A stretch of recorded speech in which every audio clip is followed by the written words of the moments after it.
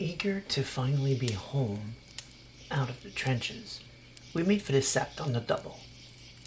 When we stepped into the bond, the outer layer of the Cairn's spiritual influence, we felt the usual connection. You've all felt this unity, this concrete feeling that everything is connected, and that you are in our mother's loving presence.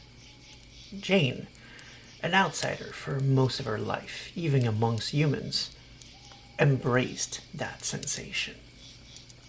In that moment, I think she understood who Gaia was better than any lecture on the topic I could have drummed up.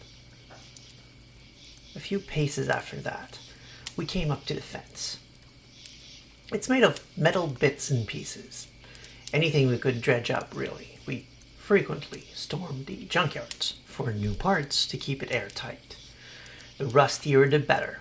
We want it to look unsafe. We don't want any humans to wander in.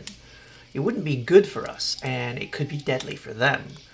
There's all kinds of spiritual defenses in there that can't always distinguish an uninvited human from an invading foe. Defenses like the fence itself. We bound rust and lead spirits into parts of it. The lead spirits make climbers feel heavier at inopportune times, making the climb more difficult and dangerous, often getting severe gashes from the sharp edges, which the rust spirits ensure will get nasty real quick. That's just one of the many layers meant to stop black spiral dancers and other minions of the worm from getting in. They don't play nice, so we can't either. "I know where we are," exclaimed Jane. "I've heard of this neck of the woods. People say dangerous animals lurk here." Gloria was waiting for us, sitting in lupus form. She turned around and snarled ferociously and somehow playfully at the same time. "You're looking at them," I said, pointing to Gloria. "We plant those rumors so humans are afraid to come near our cairns. The veil shall not be lifted. It's one of our laws. We can't let humans know we exist. It's too dangerous. For us and for them." "I see. Makes sense." "Stay in lupus and follow our lead," I instructed her. "When it's your turn, present yourself with your full name and then just designate yourself as a cub. That'll let them know you're with us and that you have yet to undertake your rite of passage. And that should satisfy the local patrol enough to let us through." "There's a rite of passage," she noted, never missing a beat. "Sure there is. When you're ready, you've got much to learn before we get there. For now, let's just get inside, shall we?" As if on cue, Gloria lifted her head, howling towards the gate where the words "No trespassers" were painted in big red letters. Her howl of introduction told anyone nearby everything they needed to know. Gloria, Silverfang, Fostern, and Aaron of the Pack of the Northern Expanse. It was my turn. Horus, Longstrider, Fostern, Silent Strider, and Galliard of the same pack. Next to me, Firehound, Cleath, from the Little Brother tribe, and Ragabash of the Northern Expanse pack. After an awkward silence, Jane Lear, Cub. The response came swiftly. "We're on our way." It came from some distance. We had a few minutes to wait. The cub had just gotten a face full of werewolf jargon, and it showed. It was a lot to cover in the few minutes we had, so while I was wondering how best to approach tribes, ranks, and auspices, she just walked up to the wolf. "That's a funny word. Ragabash. What's it mean?" "A Ragabash is me," answered the wolf, as if it was self-evident. To him, maybe it was. "Care to elaborate?" She poked again. "No," came the reply. Poor child. She tried, but wolves say what they mean, and they take things at face value. That's the chasm between Muhammad and lupus for you. What's clear to one is opaque to the other, and vice versa. We just don't usually have the same frame of references. Oftentimes, I've seen a wolf express something through body language that he felt conveyed everything that needed to be said, only for the hobbit to end up insulted, thinking they've been ignored, with both sides of the argument confused as to what the heck even happened. Would you like me to explain? Ventured the wolf, thinking, hey, maybe that's what the human might want. Like that was a huge mystery. Yes, please, beamed the human-born. You know about our mother, Gaia, but there is also her sister Luna, the moon, explained the wolf. The face she decides to show at the moment of our births determines our fates, our roles within the Garou nation, and our packs. I am a new moon. That makes me a Ragabash. My task is to question the way. Question the way? Is that a metaphor? Today, you took the bad guys down the wrong path, so, no, I don't get it. No. Well, yes. Trickery is part of what we do. Auspices have more than one aspect. Questioner of the way means many things. The important part is that we make sure the path ahead is the right one. If a leader is wrong, we challenge when we can. Other times we must find clever alternatives to make them listen, even when they wish to ignore us. That is where trickery comes in. Sounds difficult, Jane intoned. The understatement of the damn millennium. Very. Those used to being obeyed don't take kindly to being questioned, which is why our role is so important. In such cases, we plan pranks to force the issue, make obvious the flaws of a plan or an individual. When we do it just right, those flaws are worked out and Garou lives are saved. Sounds like a great way to make friends, Jane said. Making the boss look silly must make you popular. There was just no way a wolf could relate to that, so I stepped in. Spoken like a true rebellious teenager, but here we actually respect our leaders and our elders. They've seen some shit that would make the monsters you've seen today look quite tame by comparison. There are things out there that can turn glass to sand. Giant worms the size of football fields, plural, and abominations able to turn your blood to silver. And those elders, they live to tell us of those tales. You would do well to remember that when you speak to a Garou of higher rank. Know that they paid for their position with blood, living another day thanks to their might and wits. That is true, continued Firehound. But that doesn't make them perfect, or even good at their job. And it is our job to keep them in check. We have to be careful not to make things worse, or make too many enemies. But such is our fate. Chosen by Luna, we wouldn't have it any other way. Very interesting. You said there were many aspects, right? So that's just one part of your job? Ragabash do much. We're very versatile, so we often compensate for where a pack might be lacking. We're not afraid of improvising our way out of all sorts of situations, which comes in handy often. It's also useful when out exploring the spirit world, where logic isn't always static or intuitive. Sometimes up is down, and down is blue. So when things stop making sense, take your cue from the Ragabash. They'll get you out safely. Get you out safely, repeated Jane. In other words, you find a way here again. We do.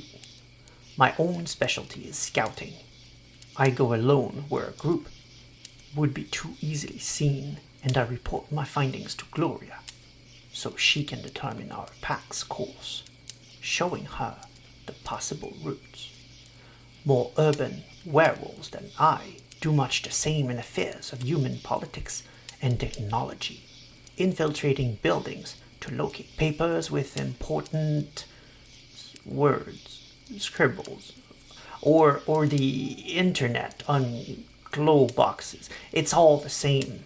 Finding information to light the way. As it seemed Firehound was running out of things to say, Gloria butted in with her battle-based perspective. Now don't go thinking they're only good in the shadows or some keyboards. Ragabash can throw down like the best of us, like any other werewolves. They're usually just a bit less direct about it. Let's just say they don't mind fighting dirty or stacking the odds in their favor. It may not be as glorious or honorable, but they get the job done. I don't like it, but it's true. Sometimes you just need an enemy gone or an item redistributed. And the best way to do that can be to send someone in and out, unseen. Well, that took a grim turn, Jane said. But I think, after what I've seen today, I understand how that could be a necessity. Oh, my sweet summer child, Gloria said, unaware of how patronizing she was being. You ain't seen nothing yet. The pack of the Warning Howl came to greet us. They were a rare thing, an all-lupus pack of 4. I say rare because, and if you don't know this already, you better listen real good. Our wolfkins aren't doing very well. Throughout history, wolves have been reviled and hunted. Many of our enemies see this as an easy way to get to us. No wolves means no wolfkin folks, and that means no lupus werewolves, and that's very bad. We work hard to protect the remaining wolf population. On the upside, Luscob lupus are pretty unlikely. Anyway, the pack of the Warning Howl are pretty awesome. Their job is to patrol the cairn and keep it safe. They're completely devoted to this one specific task.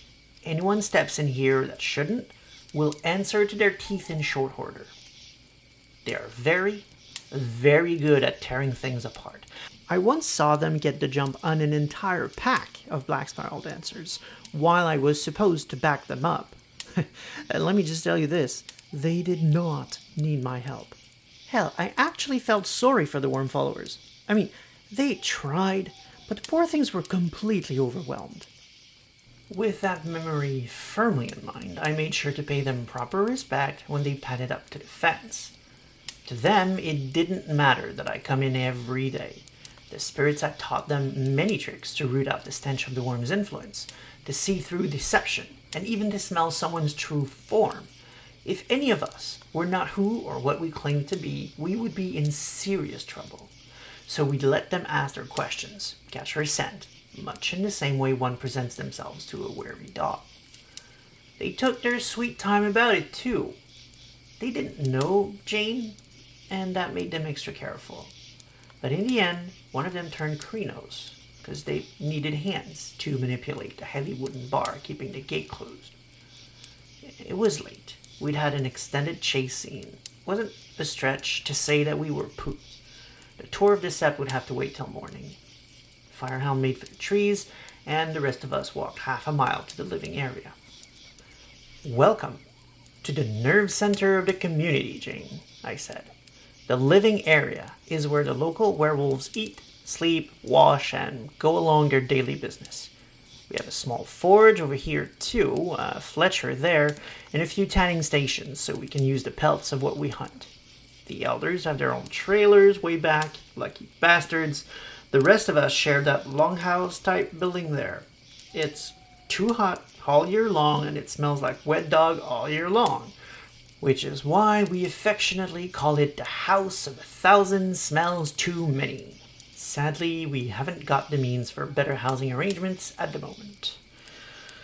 There are several hammocks near the fire pits, too, for folks who can't stomach the house.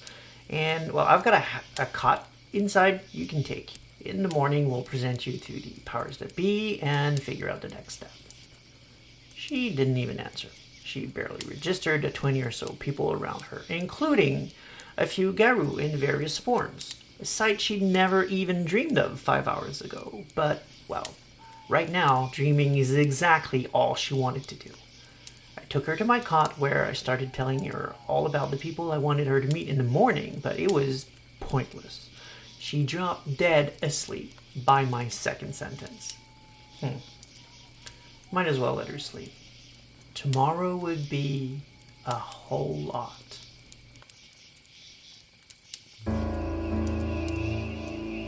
This has been A Rite to Remember, Season 1, Episode 6.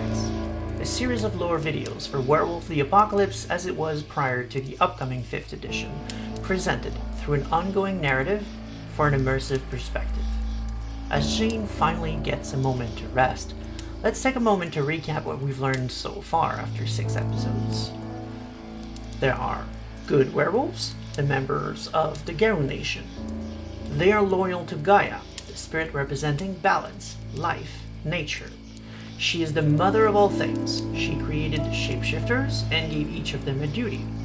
The Garou's duty is to defend her from the depredations of the worm, who counts among the servants, the other faction of werewolves, the Black Spiral Dancers.